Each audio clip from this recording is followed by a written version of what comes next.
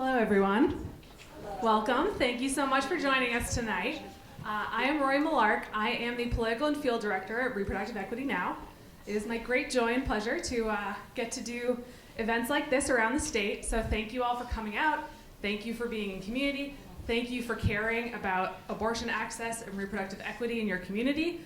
We're going to get into a bunch of fun stuff tonight. But before we get started, I have a couple quick programming notes, and then I get to introduce a couple special guests.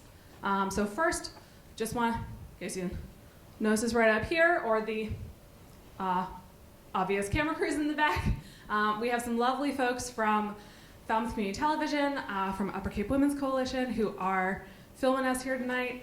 If you do not want yourself or the back of your head to be on camera, we invite you to take one seat on the side or pull up a chair in the back. So we're all about informed consent here, so just love to do a quick announcement at the top. So with that, it's my pleasure to introduce our local senator, Sue Moran, say a couple words. And we are so lucky to have her in the Senate, working with us, working with Red and a bunch of our partners on passing some really important legislation. So thank you for being here tonight, Senator. Absolutely. Thank you, Reproductive Equity Now. Oh my gosh, you know how to do it. This is super cool. So glad to be here with Rep. Dylan Fernandez.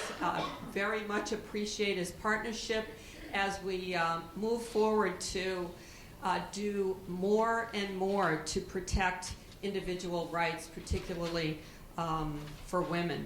You know, and I want to just say for a second, and you know, we're just going to speak for a couple minutes, but Joanne and I were talking about the fact that our kids, our daughters, may be going off to college in states where they simply don't have the rights that they do in Massachusetts, and it was kind of neck snapping.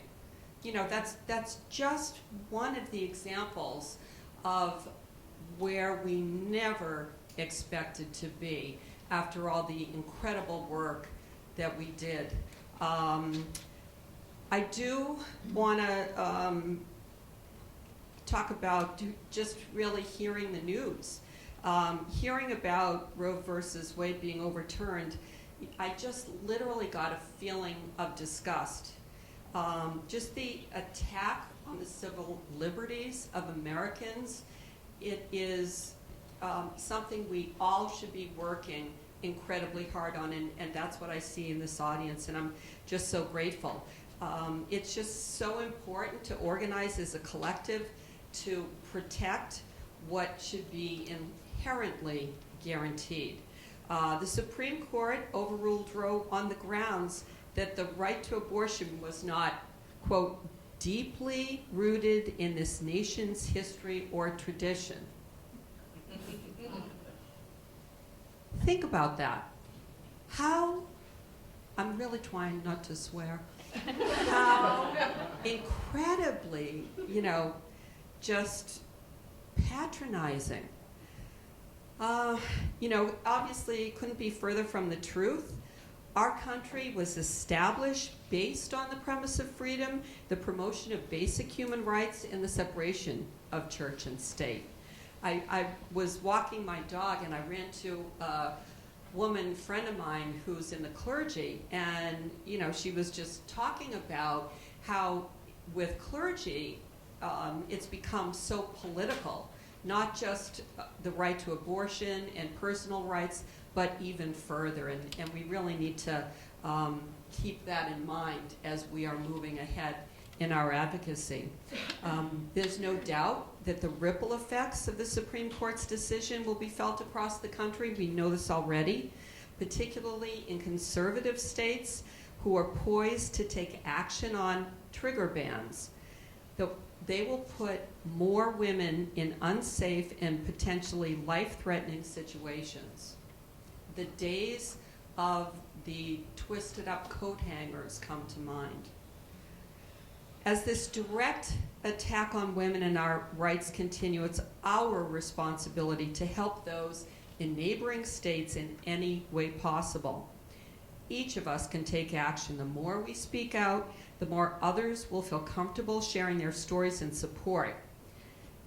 Spreading the misinformation that's happening, just really calling that out, promoting education can be a powerful force for change. We need to support abortion funding and reproductive justice organizations. Call on others who have capacity to give, and give what you can yourself. I'm a proud co-sponsor of Senate 1114 and House 1599, an act enhancing access to abortion care. This legislation would require the Department of Public Health to provide information on legitimate reproductive health care providers and combat misinformation. We must ensure that pregnant individuals have access to accurate information and are not misled by anti-abortion organizations fraudulently posing as health clinics. The single biggest thing that we can do is push access to abortion care. Urge Congress to codify Roe on a federal level. I'm proud to have federal partners like Senators Elizabeth Warren, Ed Markey, Congressman Bill Keating, who have been steadfast in their support. President Biden has also made public statements in favor of removing the filibuster that would allow the Senate to push through legislation that enshrines access to abortion in federal law. The fight for women's reproductive health autonomy continues, but we must continue to be strong advocates for policies that protect women's health care and personal choice here in Massachusetts. And I couldn't have a better partner in the House on this than Dylan Fernandez. So nice to see you. Good to see you. Cheers.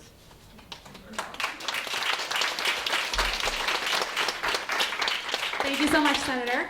Thank you for being here with us. And with that, excellent introduction. It's my pleasure to introduce one of our amazing advocates in the House, Rep. Dylan Fernandez. Yeah, thank you guys. Thanks for coming down to College.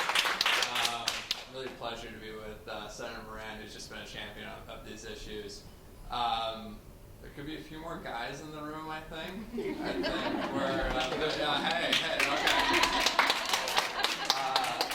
Look, there's two halves that go into a pregnancy. I think a lot more men should be speaking up on these issues than do. Every woman in this country has the right, in my mind, to safe, accessible reproductive care.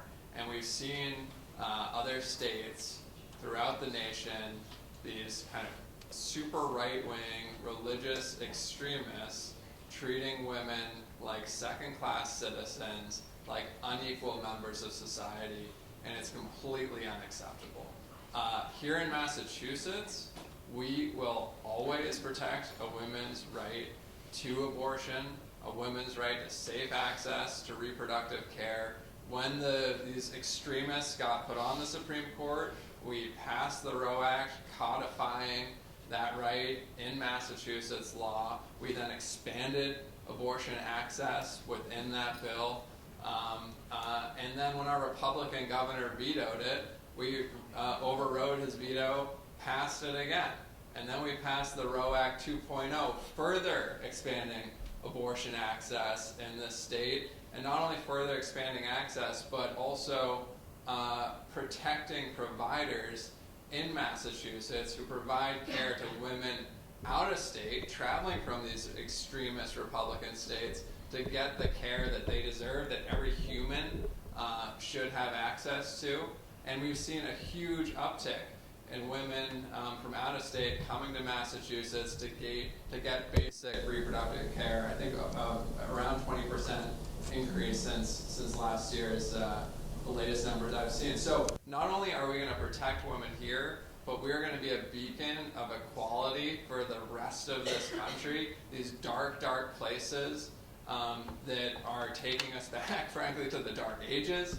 And we're always going to enshrine that protection here. And the one thing I'll say is Massachusetts was doing all of this, we looked around the Cape and Islands and saw that, okay, this is great. The MS has all these protections and is moving further than many other states, but on Cape Cod, on Martha's Vineyard, there was no abortion access. And so for a lot of women, especially on the Upper Cape, especially on the islands, the closest place to get abortion access was in Providence, Rhode Island. So something you'd see in like Georgia, right? Or like Alabama, where people are going out of state to get abortion care. Getting over the bridges is a huge deal for people in Falmouth, but think about the islanders who have to hop on a ferry, take a day off work, maybe two, extreme expense to themselves to go get abortion access. Completely unacceptable that here in Massachusetts we had an abortion desert on the Cape and Islands. Nantucket was performing abortion, different story, but Vineyard, the Cape, completely unacceptable. So after many, many meetings with many, many different groups, and people really pushing for change on this, and through a very significant grant from the legislature that Senator Moran was very supportive of as well, we finally got health imperatives, the money to be providing abortion care on Cape Cod and on Martha's Vineyard this summer for the first time in decades, and on the islands maybe for the first time in generations. So I think that's something that we should all be mindful of when all these national conversations are happening. There's still work we can be doing on the ground level, and to date it's still only medication abortion. So we need to make sure that we expand to medical abortion, surgical abortion as well on the islands, on the Cape. So I think that should be our next kind of local push here. But know that we're pushing here on Massachusetts to make sure everyone has access. We got work to do on the Cape and Islands still, though. So let's keep rolling up our sleeves and doing it. So thank you.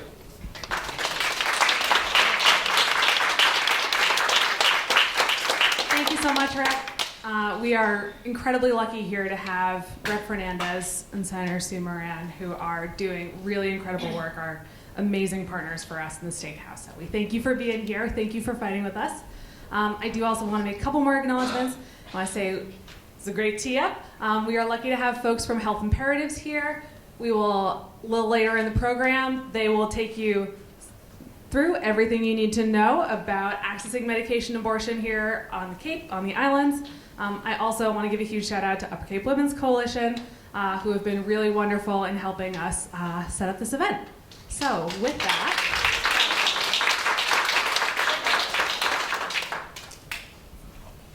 I'll take you a little bit through what we're going to be talking about tonight. We're going to go over how to talk about abortion like an advocate. We'll cover what's going on in the national abortion landscape. We'll do a little bit of Bay State Pride. Also a little recognition that we've got some work to do here. Talk about some legislative opportunities here in Massachusetts. One of the most important parts, abortion care near you, how to access that care. That's where we'll also be talking with our friends from Health Imperatives. Again, it's really important that folks come out of tonight knowing exactly where your community can access care that is local to you. We will talk about avoiding anti-abortion centers, also commonly known as crisis pregnancy centers or CPCs, as well as my favorite part, as the political and field director, building people power. What can we do moving forward? Ways big and small that we can advance reproductive and abortion access in our own communities. So, a little bit, who are we to stand up here and talk to you all about this? Reproductive Equity Now, we're an organization that has been working for 50 years to make equitable access to the full spectrum of reproductive health care a reality for all individuals. We believe and are deeply committed to that being regardless of race, sex, ethnicity, income, zip code, orientation, ability, religion. It doesn't matter who you are. Rights are not enough if you cannot access them. So we work, again, on that full spectrum of reproductive equity for everyone, and we mean everyone. Advancing reproductive justice and eliminating barriers to safe and legal abortion care are and always have been central to our mission.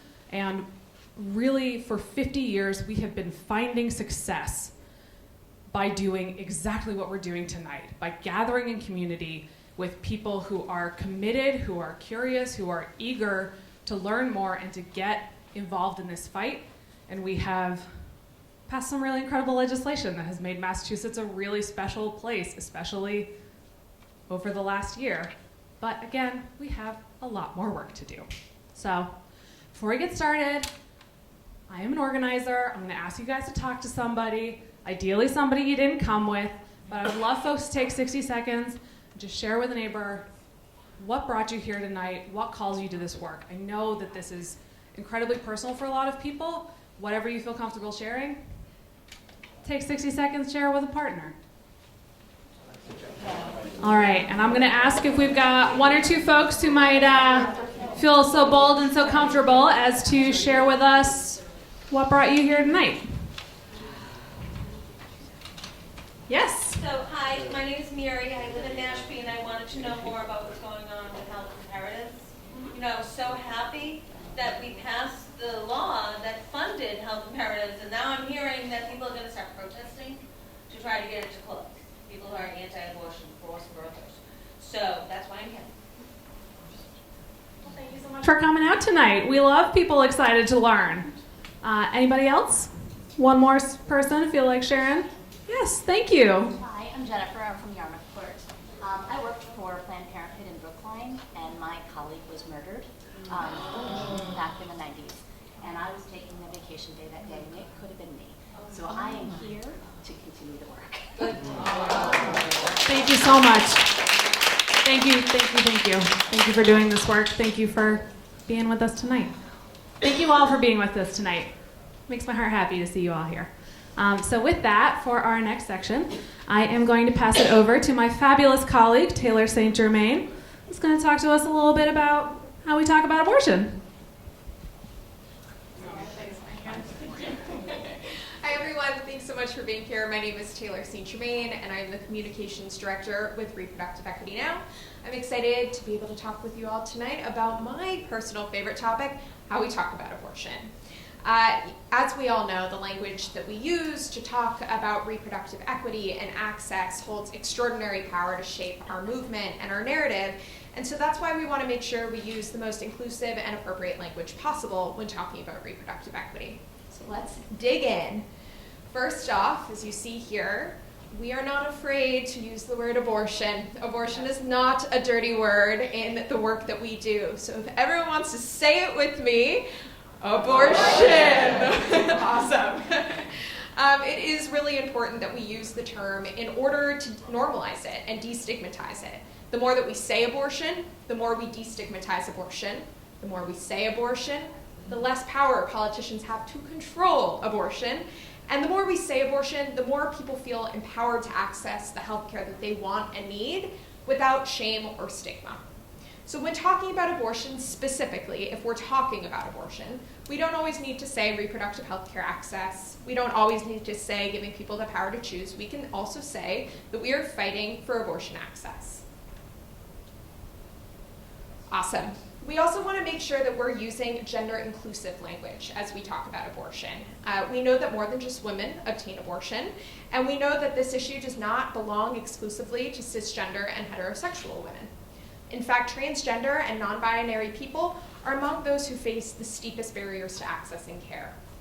There are a couple of different ways that we can use gender-inclusive language, depending on the audience that we're talking to.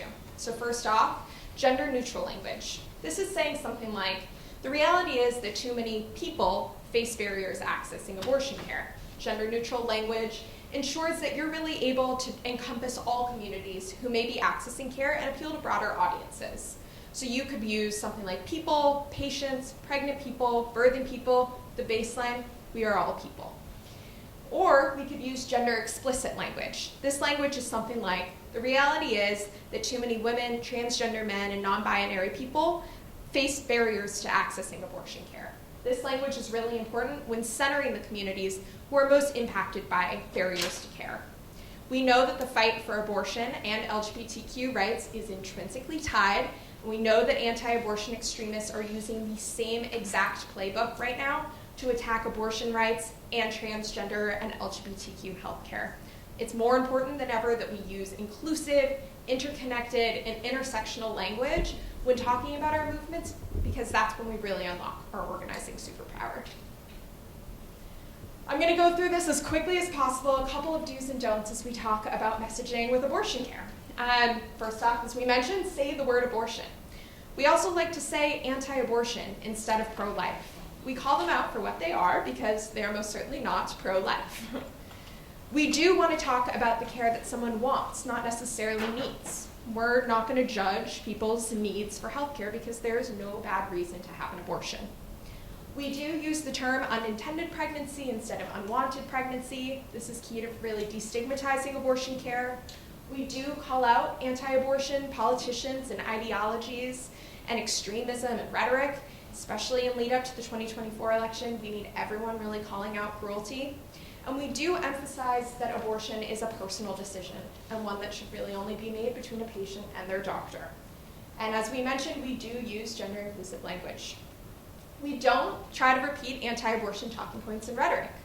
When we give them air, we give them power. We don't speculate on why someone gets an abortion. As I mentioned, there are no good or bad abortions, so it doesn't really matter. We don't talk about back alley or dangerous illegal abortions. The phrase "there is no banning safe abortion," or "there is no banning abortion, there is only banning safe abortion" is actually not so true anymore.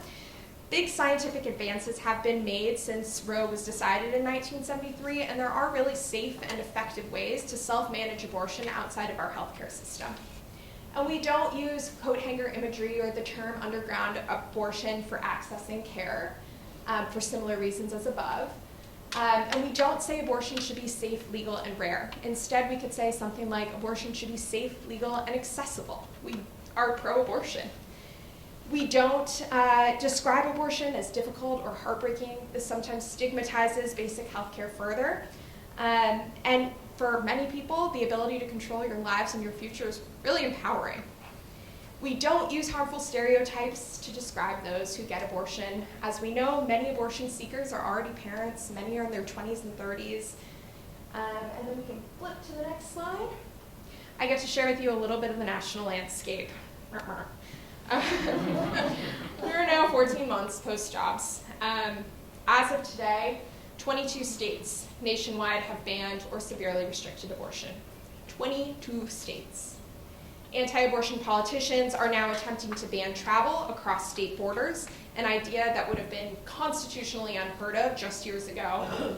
And extremists are using a tilted judiciary to attempt to restrict access to mifepristone. If you see those signs around the room that say, "Don't mess with our Miffy." Mifepristone is the first drug that's used in a typical medication abortion regimen. And this is happening, they're trying to ban care nationwide, even in protected states like Massachusetts. Here's what we know, that anti-abortion extremists are not just trying to ban abortion in the 24 states where they have control of state legislatures. They want to ban abortion-wide. And we cannot be complacent, even in states like Massachusetts, to their attacks on our reproductive health care. But I also get to present some good news. The people are rising up. We know that abortion is popular. We know that people support bodily autonomy, dignity in healthcare, and our ability to control our own futures. And we know that when we have the people power, we win. In every single election that has put abortion on the ballot since the Dobbs decision, Kansas, Kentucky, Wisconsin, Michigan, Montana, Ohio, California, and Vermont, and that's only in the last 14 months, abortion wins. And it's going to keep winning. In 2024 and beyond, we need everyone off the sidelines and in this fight to make sure that happens, and you being in this room tonight is step 1 of that, so thank you. And actually, it's step 80 of that for so many people in this room who have been in this fight for years and years and years. So now I'm really lucky to hand it over to my friend and colleague, Claire Tayluni, who's our Director of Government Affairs, to talk a little bit about what we're doing in Massachusetts. Thanks, Taylor. Hi, everyone. My name is Claire Tayluni. As Taylor said, I'm our Director of Government Affairs. So I wanted to spend a little bit of time talking about what work we still have to accomplish here in Massachusetts, because there's a lot. We are often asked, why is Massachusetts important? Why are we focusing our advocacy here and focusing on continuing to expand abortion access and reproductive equity here in Massachusetts? And also, what more do we have to do, because isn't abortion legal in Massachusetts? And the answer to that is, of course, yes, but legality is not synonymous with access. I know you heard Representatives talk about the Roe Act. Of course, that was instrumental in making sure that abortion remained legal here in the Commonwealth even after Dobbs. But we still have a tremendous amount of work to do, and we have both an opportunity and really an obligation to continue protecting abortion access and to the full spectrum of reproductive health care. There are, as you just heard from Taylor, 22 states now across the country that have now banned abortion. And we're seeing that cascading impact here in Massachusetts. There are providers here in the state that are seeing patients from across the country. So our continued fight here impacts both our neighbors and our community, as well as people that are coming from states that are hostile to abortion access. We're also have done a tremendous amount of work to be that beacon of access, and we're setting a standard of what is possible, especially because we're lucky to be working with a pro-choice majority in our state legislature. So if we're setting the standard, we shouldn't be willing to settle for anything less, right? So we have to continue breaking down the barriers that still exist to accessing true reproductive equity. And we're very committed to this work because we have a really important regional role to play.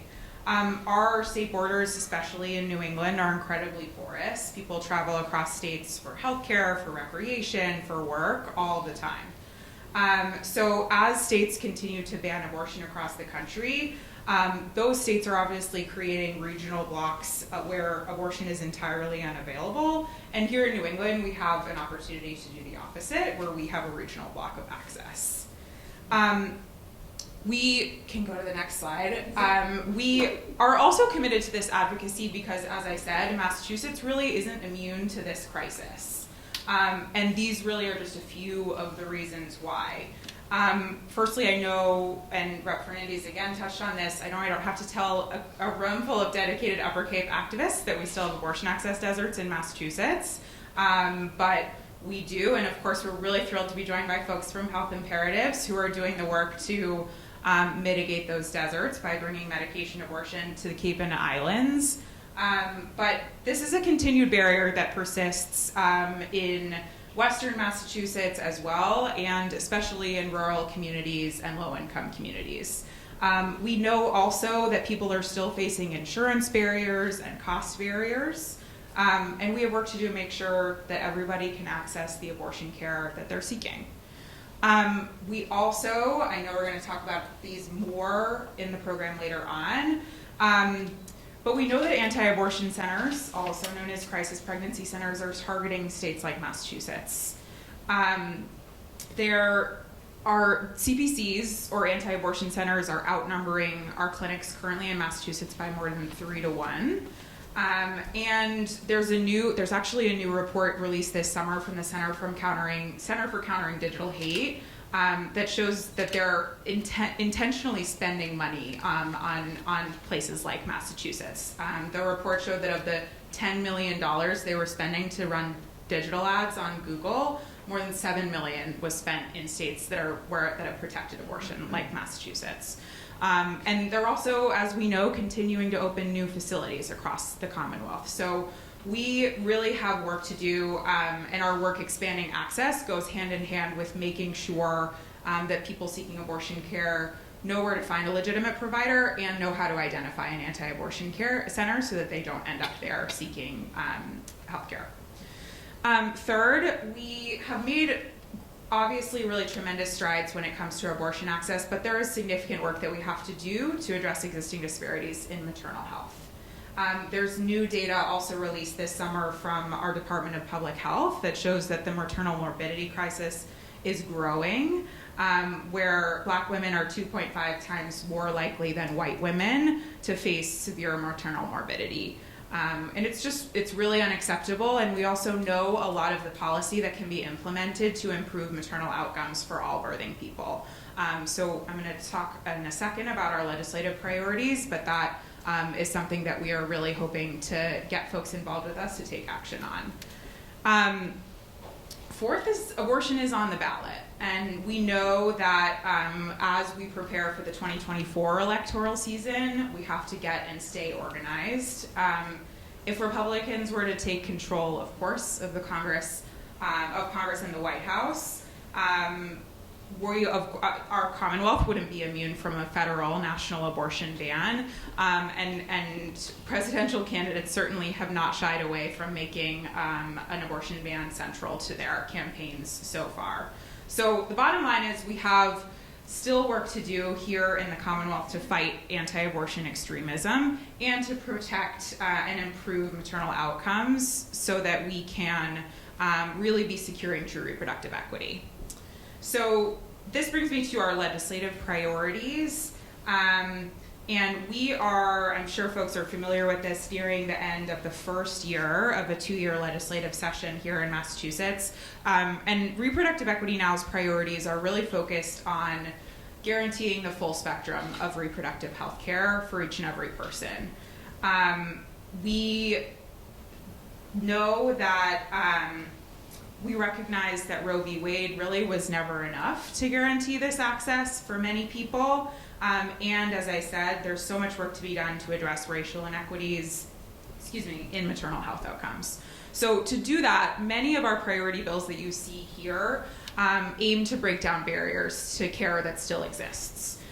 Cost can still be a huge barrier to care for all reproductive health care. And so our full spectrum pregnancy care bill is about breaking down this barrier. It would require health insurers to cover, without any cost sharing, the full spectrum of pregnancy care. So including abortion care as well as prenatal care, childbirth, and postpartum care.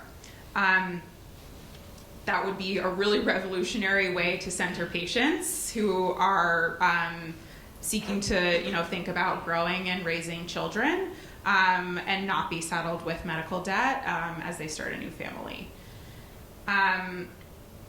The Birthing Justice Bill is kind of an omnibus maternal health care package that really introduces a framework to advance many of the recommendations of a special commission on racial inequities in maternal health. This bill has a really strong focus on improving access to midwifery care, as well as out-of-hospital birthing options for pregnant people, as really critical and key recommendations from that special commission's report of how to address racial disparities in maternal health outcomes. Midwifery in particular is proven to improve birthing experiences and birthing outcomes, specifically by reducing the need for C-sections, lowering premature birth rates and infant mortality, and increasing breastfeeding rates. And in particular, certified professional midwives are the midwifery workforce that are predominantly trained in offering out-of-hospital birthing care, but we don't have the licensure infrastructure to allow them to practice care here in Massachusetts. So a really key part of this bill is about licensing CPMs so that they can offer their really high-quality midwifery care outside of hospitals, either at home or at freestanding birth centers. The mass health coverage for doula care is, of course, also about eliminating cost barriers to seeking doula care services. Similar to the midwifery model of care, research shows that doulas can improve maternal health outcomes and empower birthing people to have positive birthing experiences. And so this bill, as the name indicates, of course, is about advocating for mass health to cover their services. Next up, we also have on our priority list the Common Start bill. Senator Moran is a lead sponsor of this bill, and so we're really grateful to be able to partner with her on it. It is a bill that creates a pathway to universal early education and childcare for families in Massachusetts. We have the second highest childcare costs in the country, which is really, really unacceptable. And it's a really core tenet of reproductive equity to make sure that families who are thinking about having another child, having their first child or having a child, and thinking about when they want to become parents, how they want to become parents, it's impossible to say that they want to think about and have these conversations while recognizing that they might be saddled with debt, figuring out, or having to work multiple jobs, figuring out how to get their kids in a childcare program. And so we really feel that in order to have true reproductive freedom and reproductive equity, we have to make sure that folks have the financial security to parent with dignity. So we're really proud to be a part of the Common Start Coalition to advance this bill. And then last but not least, we are kind of continually watching, of course, the ways that hostile states, politicians, extremists are continuing to ever creatively restrict, ban, and criminalize abortion across the country. And so this Location Shield Act is legislation that we are working on in partnership with the ACLU and with Planned Parenthood that would ban the sale and trade of cell phone location information.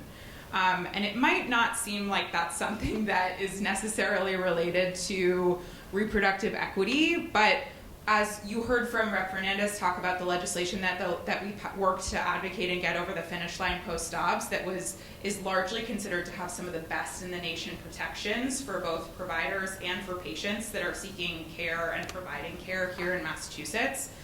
Unfortunately, those protections mean very little if we're not also thinking about their digital privacy, right? And so this bill, right now as it stands, anybody with a credit card really has the ability to purchase cell phone location information from these third-party data brokers that collect it.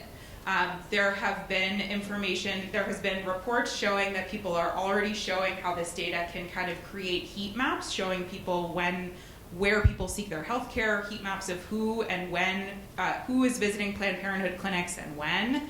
And it's truly not anonymous data. I think some of the most common talking point that we hear from folks is, well, isn't this anonymous? And why should we have to worry about it if, my location services are on, but Google is telling me that it's anonymous data that's being collected.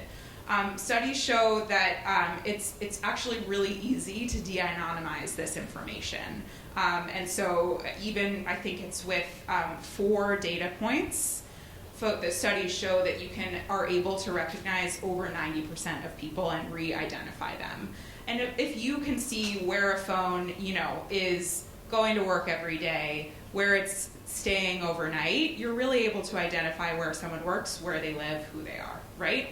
And so we think it's really important in this kind of next frontier to be thinking about digital privacy and making sure we're taking this step to say, nobody in Massachusetts, no data broker, no company, no entity is going to be able to sell this information because there's no benefit for consumers for them to be able to do that, and we have to take this step to protect anyone seeking any kind of health care, and especially at this time post-Roe, seeking abortion care. So I want to offer, I just spoke a lot, I want to offer some time for some questions. I shared a lot of information. But I'm really glad to be in this room with everyone, and thank you all for being here. I don't want to put anyone on the spot, but if you have any questions, feel free to come find me after. One thing I want to note, if folks are interested in getting involved in legislative advocacy, the doula bill has a hearing actually next week before the Joint Committee on Healthcare Financing. And Common Start, we expect to have a hearing this fall as well. So stay tuned, come find me if you want to chat about what it looks like to get involved in that process. Thanks. Thank you, Claire.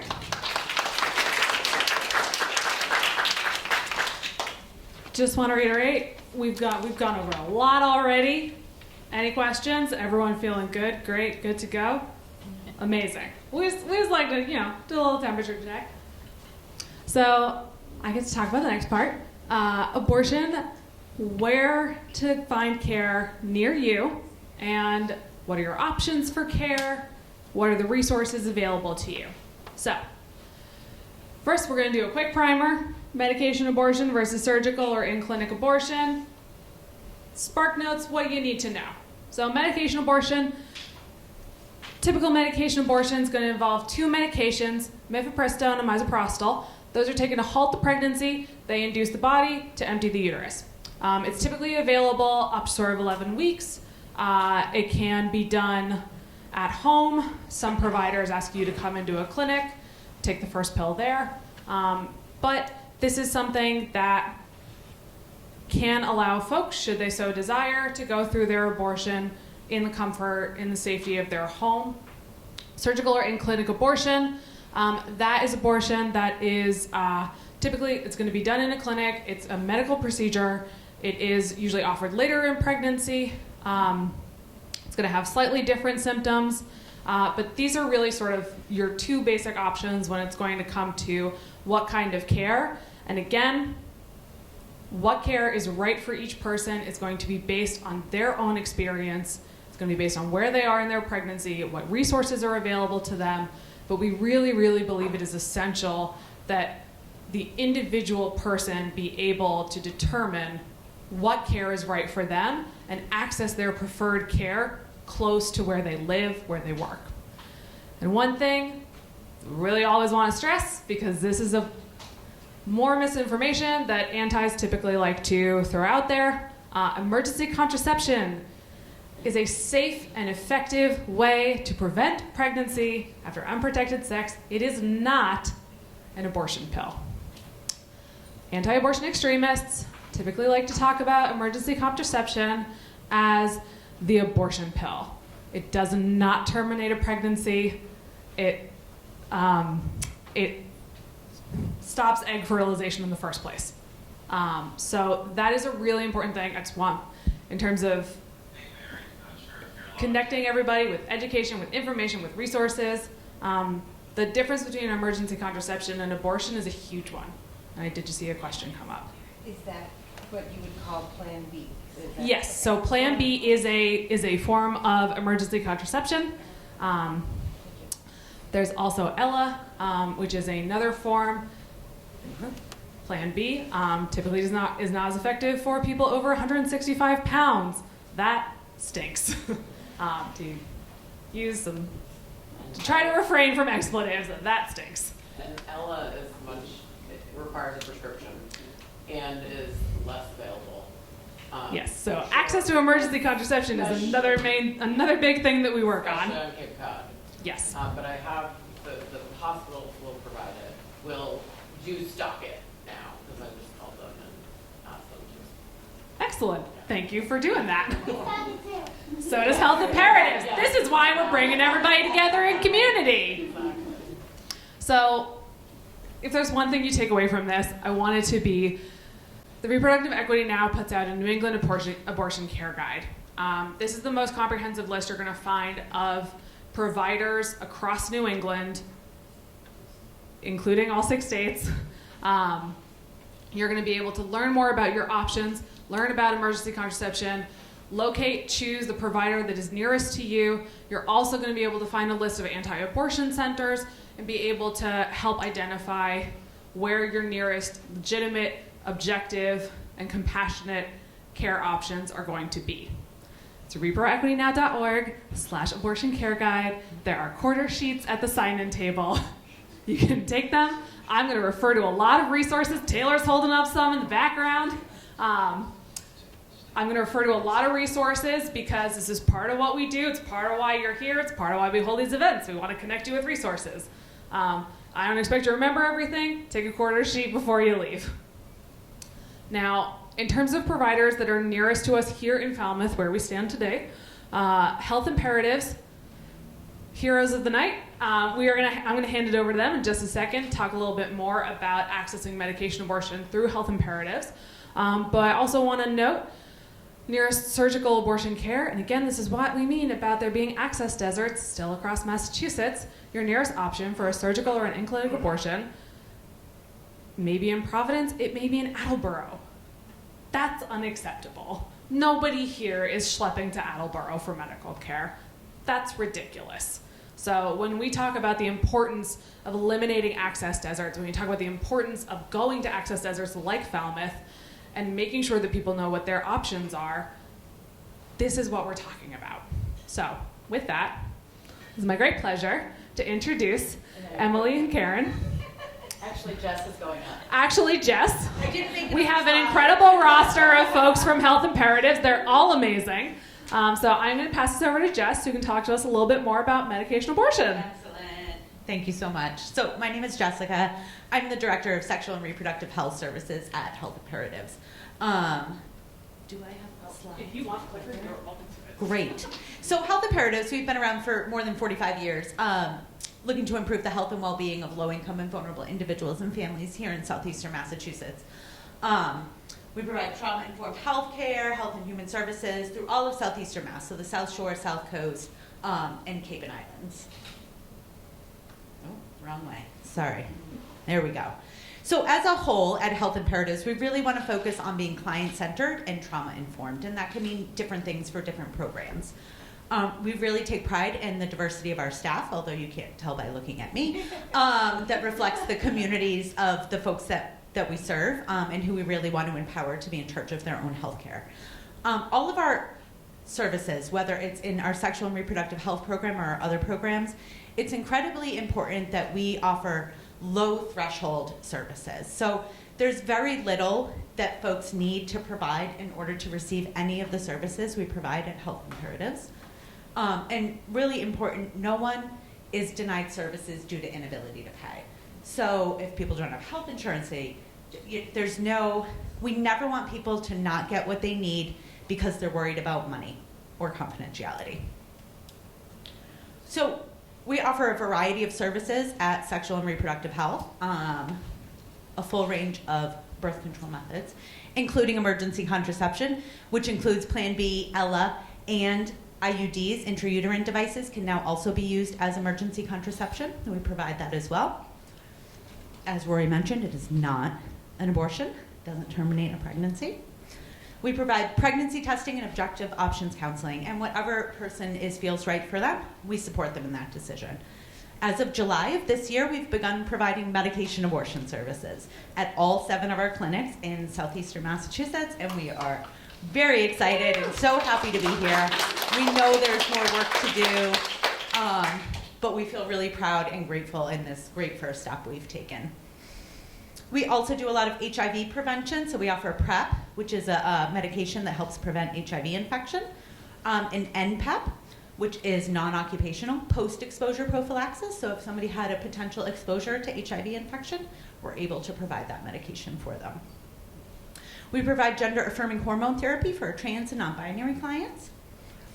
And we provide a variety of harm reduction services, including access to Narcan, safe consumption supplies, fentanyl test strips.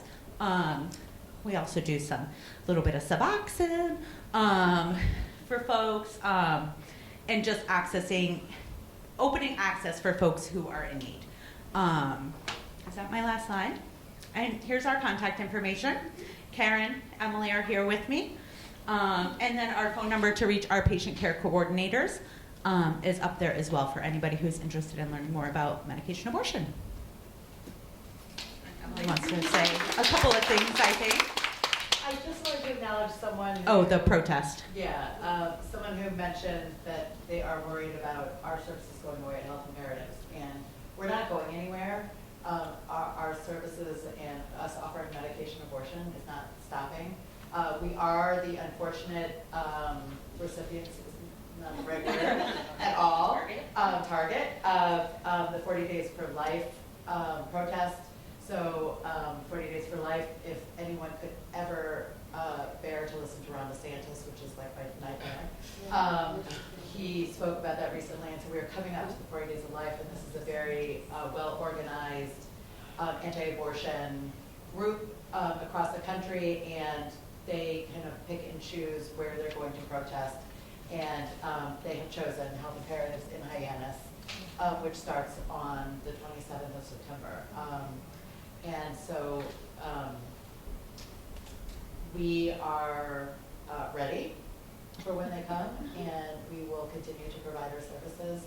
And we know that their goal is to disrupt care, and we're not going to let that happen. So. What do you anticipate?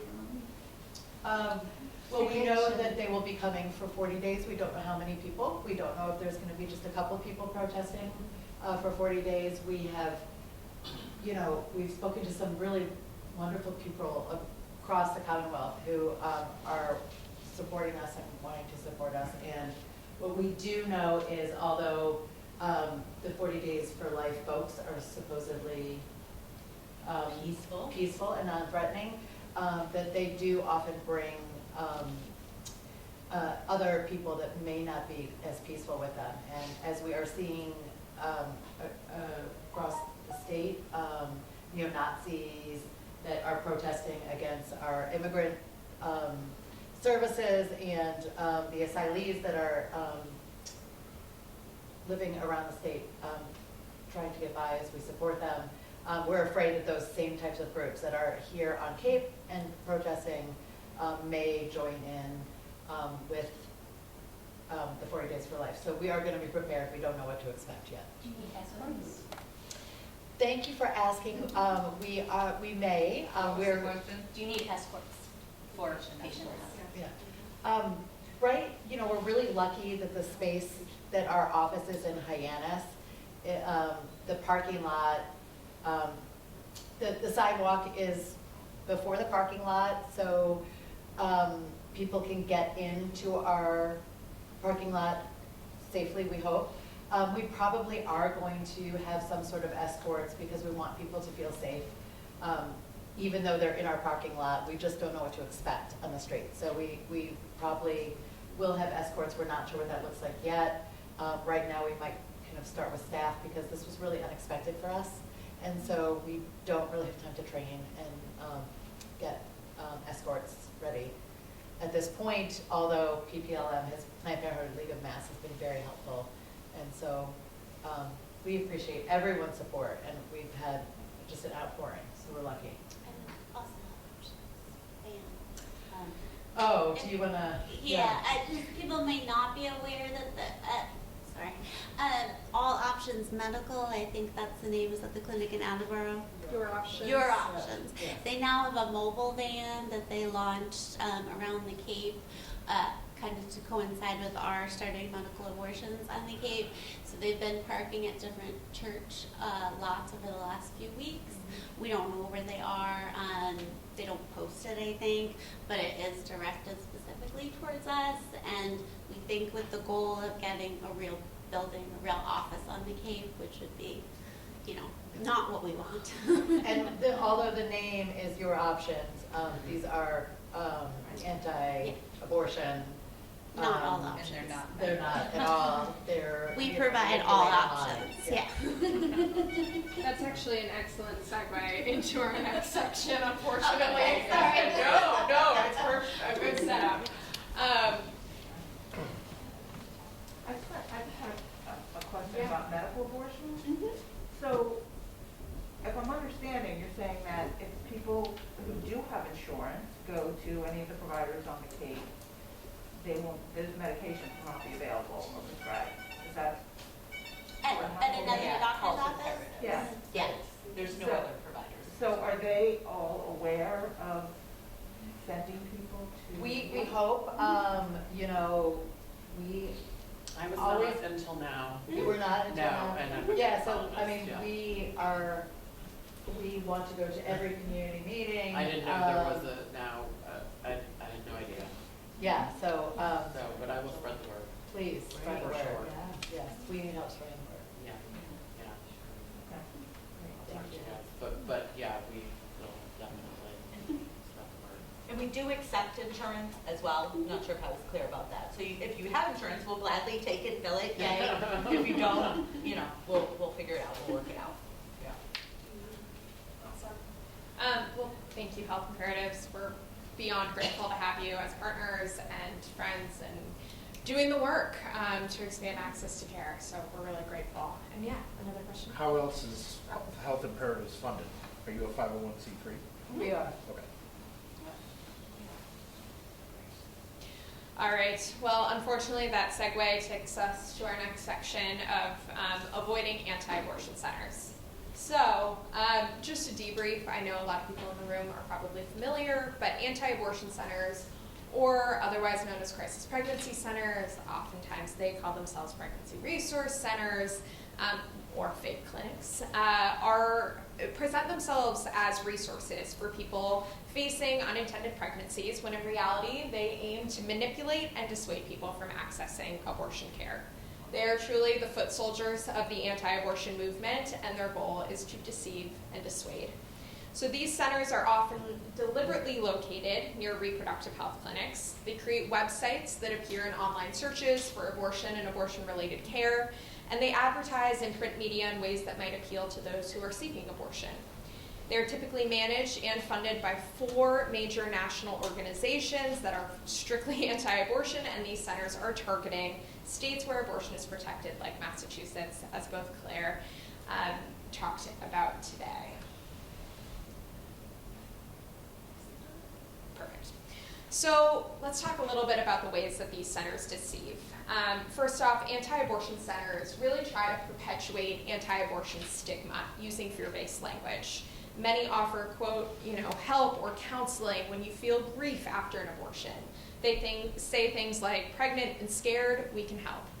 Many try to link abortion to infertility, breast cancer, depression, and mental health problems, despite literally zero scientific basis for such claims. Many purport to offer something called, or what they call, abortion pill reversal, which is not a thing and not based in science. They also use deceptive advertising to manipulate and deceive pregnant people. So breaking down some of this, these facilities, as Claire mentioned, have invested millions of dollars in digital advertising to target people seeking abortion online. They say they offer all options, but they don't, because they do not offer abortion or abortion referrals. Many centers say that they offer free pregnancy testing, ultrasounds, or resources like diapers in order to target low-income and uninsured communities. But often at times it's a earn as you learn, where they have you sign up for religion classes before being able to even access these resources. When you call for information on abortion, they do not offer information over the phone and will suggest that you come into a clinic in order to be discussed with, a quote-unquote healthcare professional. And they oftentimes visually pose as legitimate abortion clinics and often choose locations directly next to real clinics, using similar signage, similar colors, similar names, in order to try to confuse patients into walking into the wrong clinic. So where are the anti-abortion centers that you should avoid? Here's a list of them in our area that are unfortunately continuing to pop up. As we mentioned, that Your Options medical mobile van. It started in Hyannis, but it's moving its way around the Cape, and it is on foot, so we do not know where they are continuing to go. I did include the ones that are in the Attleboro area and off the Cape, because that is where a lot of patients do travel to for surgical abortion care as well. So we wanted you to have the entire landscape of southeastern Massachusetts. And one really horrifying note is that anti-abortion centers are outnumbering legitimate clinics in our state 3-to-1. 3-to-1. And they are growing. So they are a legitimate threat to legitimate reproductive health care in our state. So how can you spot these anti-abortion centers? First off, check its website for statements about whether or not it provides abortion referrals, but you're going to have to dig really, really deep, because oftentimes it's buried in websites that it does not offer care or referrals. You can use that fear-based language that we talk about to try to identify some of these, pregnant and need help, pregnant, scared and need help. This can be a key indicator that a clinic you might be looking at is actually a crisis pregnancy center.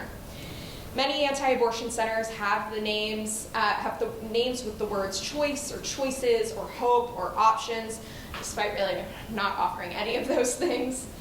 And many will reference that abortion pill reversal that we talked about, which is not supported by science. Ask directly if it offers abortion options or options counseling. Most anti-abortion centers, as I mentioned, will ask you to come into the clinic before they'll discuss your options, and that is certainly a red flag. And last but not least, trust your gut. If you feel any sort of indication that this is not real abortion care or health care, you're probably right. I do want to share one example of how dangerous these facilities can be, even here in Massachusetts. In Worcester, earlier this summer, a class action lawsuit was filed against an anti-abortion center called Clearway Clinic. And the complaint which is filed in the Worcester Superior Court, alleges that Clearway Clinic and its employees unlawfully failed to adhere to standards of medical care, resulting in a misdiagnosis of an ectopic pregnancy. So a local Worcester woman came across Clearway's website when facing an unintended pregnancy. It said that it offered ultrasounds with doctors and nurses who could diagnose viability. She was told her pregnancy was in utero and viable, and she was thrilled about this. And she was given discharge paperwork signed by a doctor who never saw her, confirming that this was true. A month later, this woman was rushed to UMass Memorial in extreme pain. She was diagnosed with an ectopic pregnancy and internal hemorrhaging due to the pregnancy's rupture. She received emergency surgery to stop the hemorrhaging and save her life, but unfortunately it resulted in the removal of one of her fallopian tubes. And this is just one example of how anti-abortion centers put the health and safety of not only abortion seekers at risk, but also people seeking basic pregnancy care. And because this is a class action lawsuit, we do just want to note that other effective individuals may still join. So if anyone does have a similar experience with a crisis pregnancy center, our staff is available to speak confidentially with you about your experience. And lastly, I do just want to talk a bit about what we can do about CPCs. Unfortunately, these facilities are very hard to regulate, and we really do believe that making sure that people know where they can access legitimate, unbiased abortion care and which facilities are fake is really critical to curtailing their dangerous impacts. So Reproductive Equity Now worked with the Massachusetts State Legislature to secure a $1 million investment in a public education campaign on the dangers of crisis pregnancy centers. And we're really proud that the state is taking the threat of these facilities really seriously and investing in community education. But we also know that the best advocate in your community is you. And so the single most important thing that we can do is make sure that our friends and families and neighbors know where they can go to access unbiased healthcare, and they are sitting in the front row right here. We want to make sure that people know what these centers are, how they manipulate people from not accessing care, and we're talking about it and having conversations about it because they are a real threat. So please talk to your friends, talk to your family, talk to your coworkers, make sure they know what these places are, and also join our Abortion Advocates Ambassador Program. And that is my segue into Rory.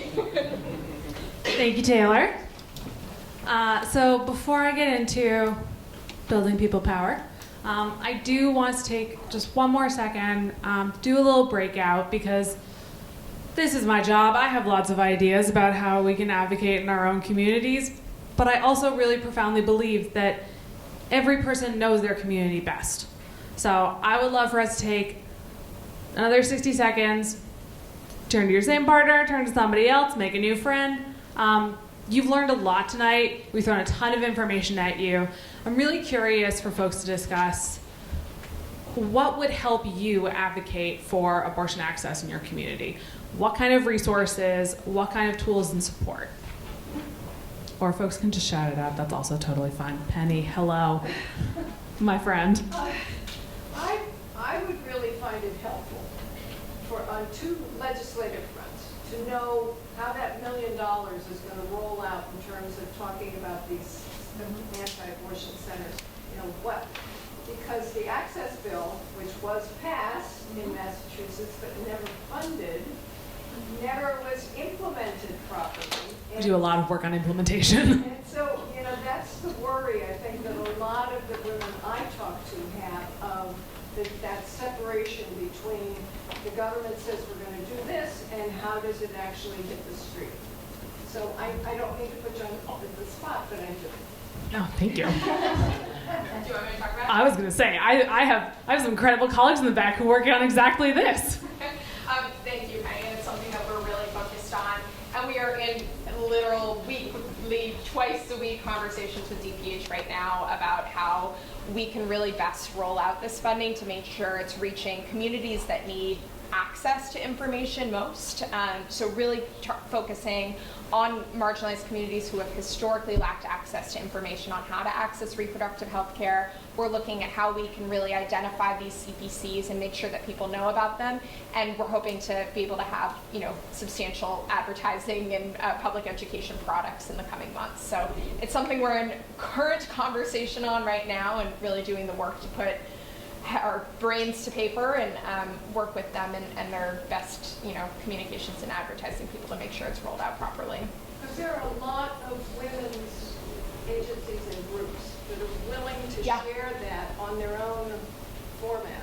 Absolutely. They just need to get this access to it. And some of us can help with that, but it's that flow of information. Yeah, and that's what we really want to be a partner in doing, is making sure that, as we do these road shows, we're continuing our communication with folks who are on the ground doing the work in communities, and really understanding, that you all know your community best, and so how can we reach people? And so we can definitely stay in touch on this as we get actual, product rolled out here in the coming months. But I love that and would love to kind of, keep our partnership going on it.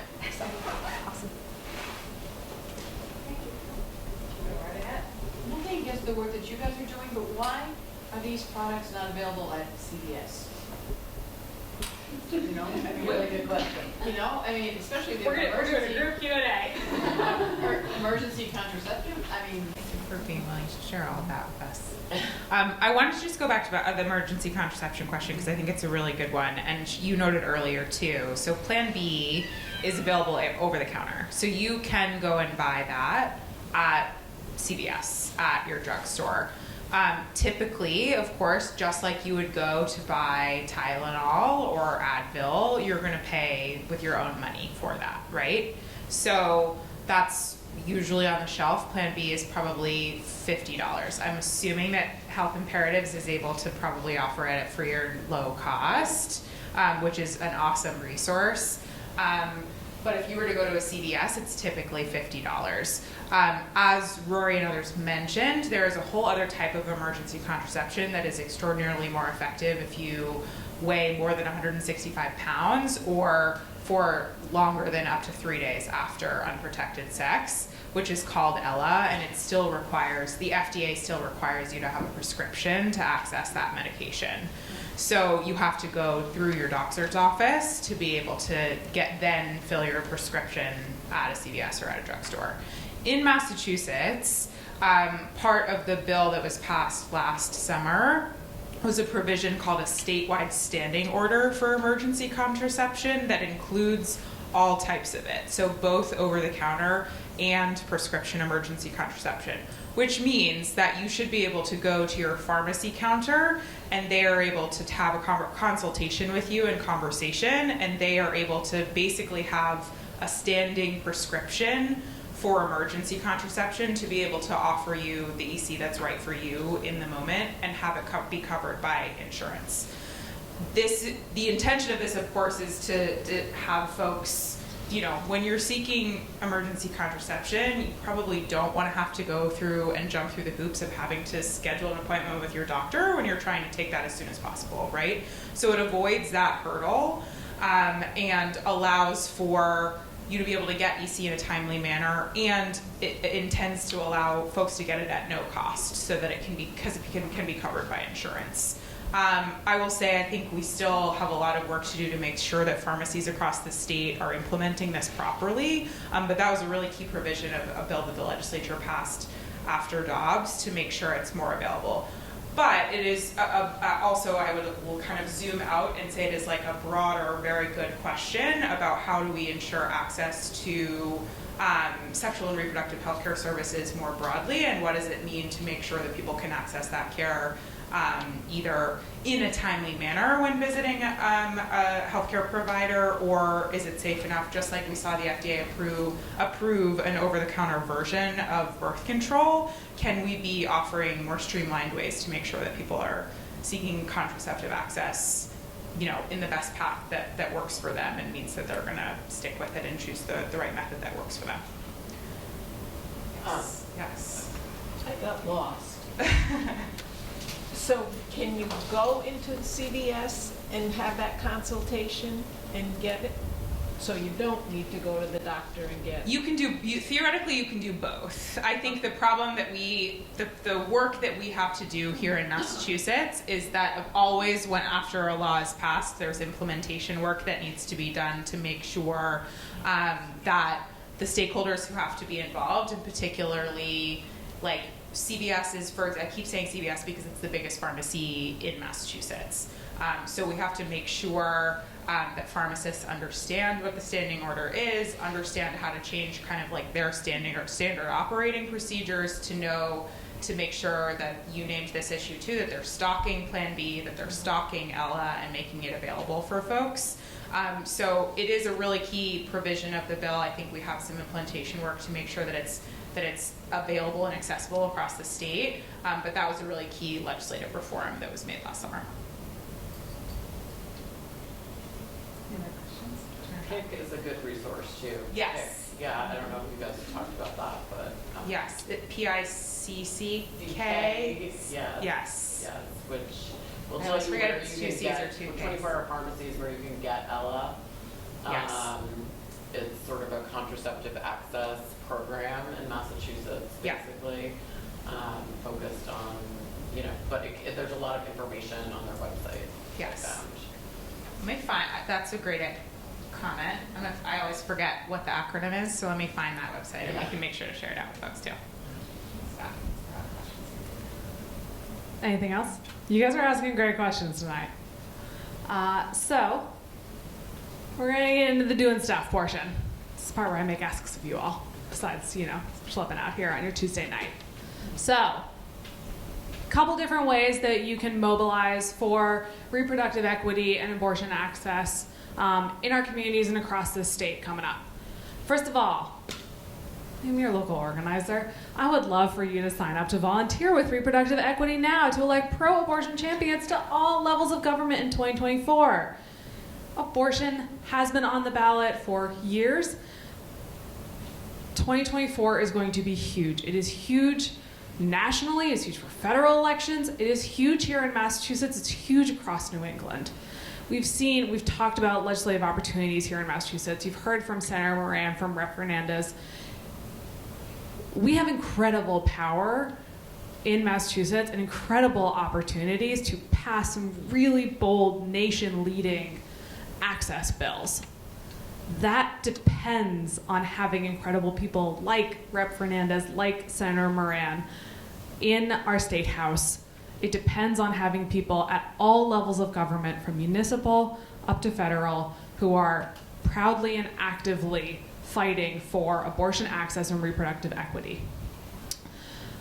I am always going to champion the fact that you in your community can do real and deep work in ways that are big and small in terms of connecting your community, whatever community means to you, with access and advancing access in your community. So, things that we talked about tonight, use the word abortion. It is okay. It is actually excellent to be proudly pro-abortion.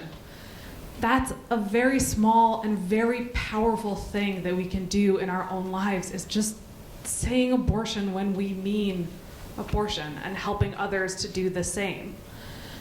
Using gender-inclusive language when we talk about abortion, that is another thing that seems small but has an incredible impact on people's ability and comfort in accessing care.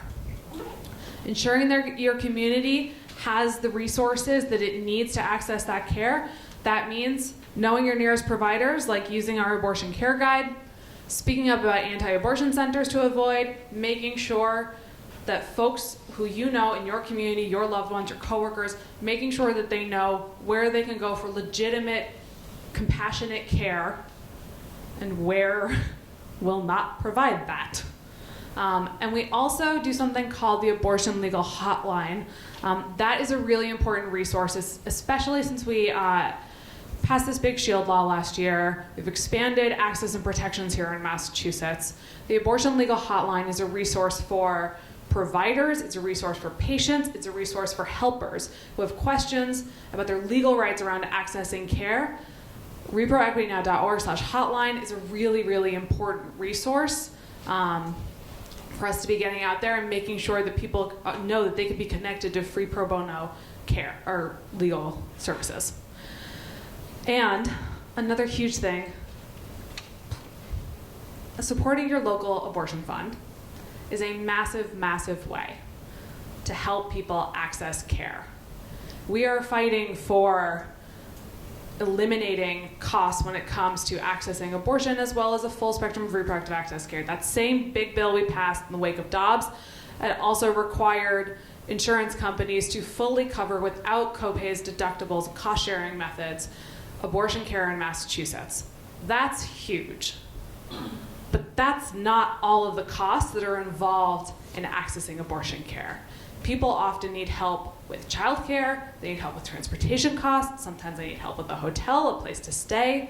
There are myriad other costs associated with accessing this care. Your local abortion fund, and these abortion funds across the state, Eastern Mass, obviously, here's our most local one. We've got the Jane Fund of Central Mass, Tides for Reproductive Freedom, and the Abortion Rights Fund of Western Massachusetts. These people do incredible, life-changing, life-affirming work, helping people access care in a real practical way. Now, my big thing that I'm gonna ask you, I keep saying this, I really genuinely believe that you know your community best. And I really believe that it is important that we be accessing and resourcing people within their own communities and connecting you with the information, the resources, the tools, and the support that you need to be an advocate in your own community. So our Abortion Access Advocate Program, launching soon. This is really meant to be a way that we are directly supporting activists and advocates within their own communities. So you can sign up. We got a nice little QR code here if you want to scan it with your camera. It's also, we got a link on those little course sheets that you're going to take on your way out the door. Also, I'm going to send you an email with links to all of these. I'm going to send you so many resources. You're all going to look out for an email from me in the next couple of days. You're all going to open it, use those nice, great resources. We're trying to make this really easy, give you lots of resources, lots of benefits for coming out here. But sign up for our AAA program. We are going to be able to connect you with directly with a welcome pack with tools, flyers, resources to be able to post in your community. Again, you know your community best. With all the love of my heart to the Upper Cape, I have grown up going to the Outer Cape, to Eastham, as my mom's favorite place in the whole wide world. I would put a flyer up in the Hot Chocolate Sparrow. That is the kind of thing that you know your community best. You know the places, whether it's the library, whether it's the local coffee shop. You know where people post flyers. You know where people post resources. That's the kind of direct resourcing of community advocates that we really care about. You'll also be connected with ongoing training and resources from Reproductive Equity Now, whether it's how to testify at a hearing for some of these incredible bills that Claire talked to us about, whether it's how to talk to maybe your auntie-uncle at Christmas about some choices, some words that have been used. This ongoing resourcing, this ongoing training and support is really, really important to us. It's something we believe really deeply in being a resource to all of you here. So if you sign up for our AAA program, just get so many fun things. Now, I'd be remiss if I did not once again plug two very important resources. We've got the New England Abortion Care Guide, where again, everybody now knows, could say it in your sleep. You can find your nearest local provider, and the Abortion Legal Hotline, where patients, providers, and helpers can learn their legal rights. They can make sure they are accessing pro bono legal care. These are incredible and important resources for folks to have in their toolkit moving forward from this evening.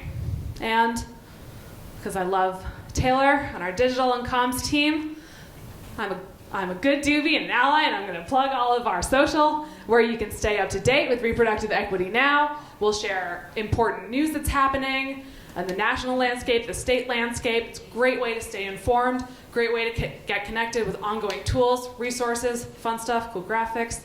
It's great stuff. Also, this is my email. You can feel free to email me. I am your local organizer.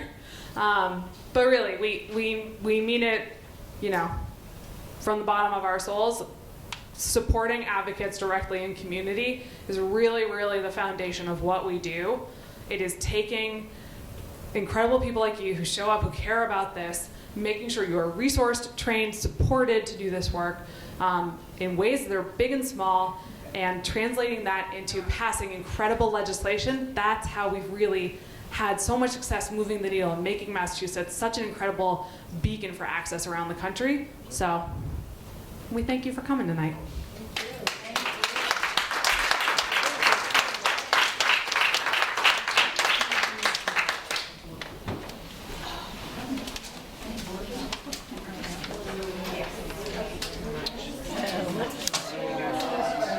Alex.